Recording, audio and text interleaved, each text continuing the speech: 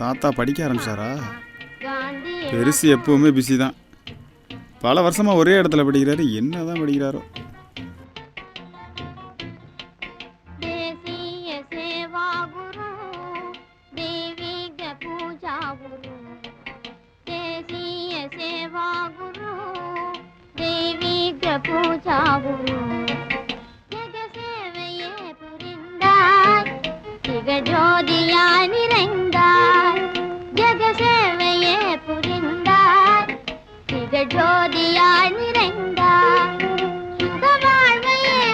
என்ன தாத்தா காலையிலே பிஸியா?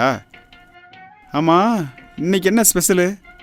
கீதையா, குரானா, பைபிளா? திருக்குறள். ஓ அப்படியா? நீ எப்பவுமே ஸ்பெஷல் தான் தாத்தா. அன்பார்ந்த வாக்காளர் பெருங்குடி மக்களே, நடைபெற இருக்கின்ற நாடாளுமன்ற தேர்தலில் உங்களின் பொன்னான வாக்குகளை, கண்ணான வாக்குகளை, கனிவான வாக்குகளை சிந்தாமல் சிதறாமல் முத்திரை வதித்து பெருவாரியான வாக்குகள் வித்தியாசத்தில் எலெக்ஷன் வந்துட்டா ஏரியாவே களகட்டம். ஓட்டுக்கு 2000 3000 அள்ளி வீசுவாங்க. மக்களும் வாங்கிட்டு ஒரு நாள் ஜாலியாக இருப்பாங்க. ஆனால் நீ ₹1 வாங்க மாட்டேன். அது நல்லாவே தெரியும்.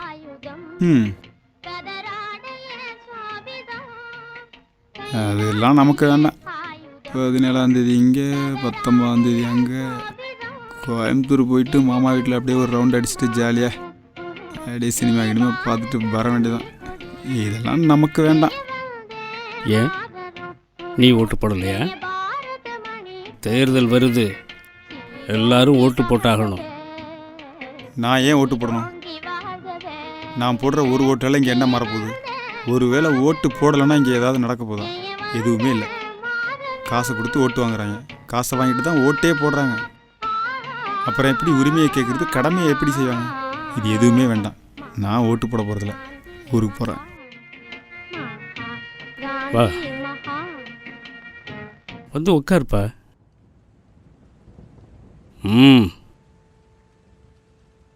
நீ என்ன சொன்னாலும் நான் கேட்க போகிறதில்ல. ஊருக்கு போகிறது தான்.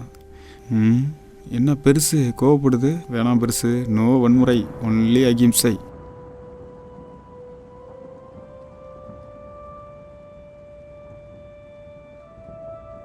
சோலை நாடு என்ற பேரண்டம் கொண்டாடும் சாம்ராஜ்யத்தின் அரசன் ஒருவன் இருந்தான்.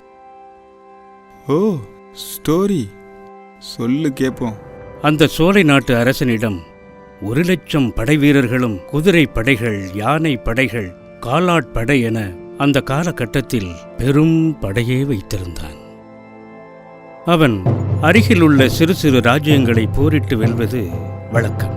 அரசன் ஒரு நாள் தன் நாட்டை விட மிகவும் பலம் குறைந்த வெறும் 10,000 வீரர்கள் கொண்ட வல்ல நாட்டின் மீது படையெடுக்க முடிவு செய்தான். 1,00,000 படை பரிவாரங்கள் கொண்ட சோலை நாட்டின் படைக்கும் வெறும் 10,000 படை வீரர்கள் மட்டும் கொண்ட வல்ல நாட்டின் படைக்கும் போர் நடைபெற்றது. அதிசயம் என்னவென்றால், போர் தொடங்கிய முதல் நாளே போர் முடிவுக்கு வந்தது. வல்ல நாட்டின் சிறு படையிடம் சோலை நாட்டின் மிக பிரம்மாண்டமான படை படுதோல்வியை சந்தித்தது. இதை அறிந்த சோலை நாட்டின் அரசன் அதிர்ந்தே போனான். எப்படி நடந்தது? இது எப்படி சாத்தியம் என்று கோபத்தில் கொந்தளித்தான்.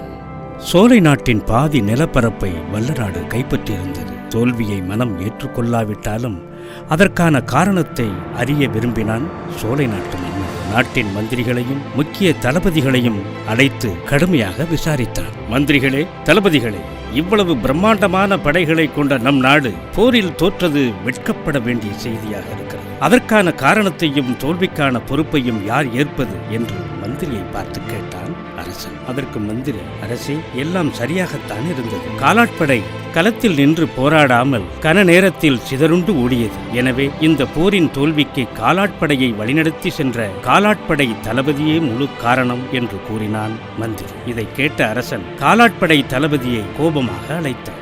அதற்கு காலாட்படை தளபதி, அரசே, இந்த தோல்விக்கு நாங்கள் காரணமல்ல. எங்களுக்கு முன்னால் சென்ற யானைப்படை சரியான முறையில் போர் வியூகங்களை கையாளாமல் எதிரியின் தாக்குதலை சமாளிக்க முடியாமல் வீழ்ந்துவிட்டன. அதனால் காலாட்படையினர் சுதாரிப்பதற்குள் எதிரியின் படைகள் எங்களை தாக்கி வீழ்த்திவிட்டன.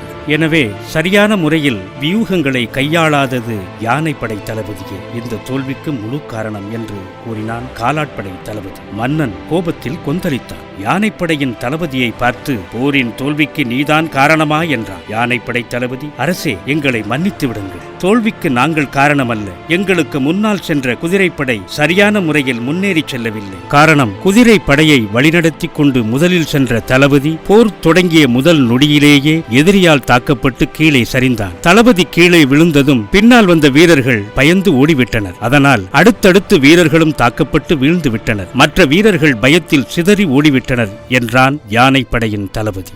மன்னன் இதனை ஏற்றுக்கொள்ளாவிட்டாலும் தன்னை ஆசுவாசப்படுத்திக் கொண்டு, சரி, குதிரைப்படை தளபதி என்ன ஆனான், அவன் எங்கே என்று கேட்டான். அதற்கு, போரில் தாக்கப்பட்டு குதிரைப்படை தளபதி உயிருக்கு போராடி கொண்டு மருத்துவ முகாமில் இருப்பதாக மந்திரி கூறினார். உயிருக்கு போராடும் தளபதியை பார்க்க விரைந்தான் மன்னன். குற்று உயிரும் குலை உயிருமாய் கிடக்கும் தளபதியை தனது மடியில் கிடத்திக் கொண்டு மன்னன் கேட்டான், ஏ மாவீரனே, சிறந்த வீரர்களையும் சிறப்பான குதிரைகளையும் உன்னிடம் வழங்கியும் நாட்டின் இவ்வளவு பெரிய தோல்விக்கு நீதான் காரணமா? அதனை ஏற்றுக்கொள்ள என் மனம் வருந்துகிறது என்றான் அரசன். ஆனால் உயிருக்கு போராடிய நிலையிலும் குதிரைப்படை தளபதி கூறினான், மன்னா, இந்த தோல்விக்கு நான் காரணம் அல்ல.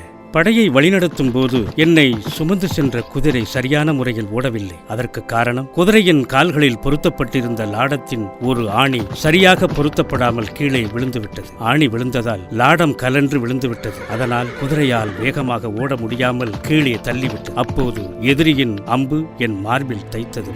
அதனால் என்னால் செயல்பட முடியாமல் போனது. என்னை மன்னித்து விடுங்கள் என்று கூறி தளபதி இறந்தார். இதனை கேட்ட மன்னன், இவ்வளவு படை பரிவாரங்களையும் வீரர்களையும் கொண்ட நாடு ஒரு குதிரையின் காலின் லாடத்தில் சரியாக பொருத்தப்படாத ஒற்றை ஆணியால் இவ்வளவு பெரிய சாம்ராஜ்யம் தோற்று போவதற்கு காரணமா என்று மனம் வருந்தினான்.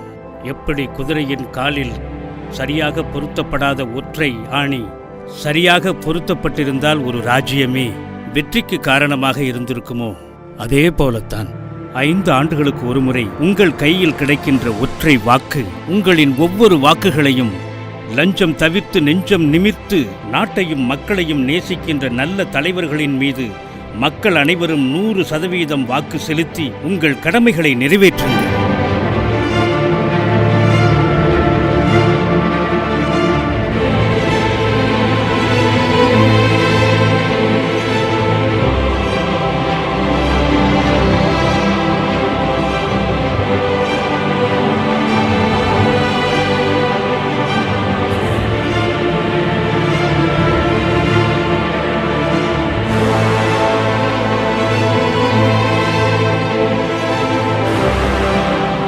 தாத்தா, ஓட்டு போட்டேன்.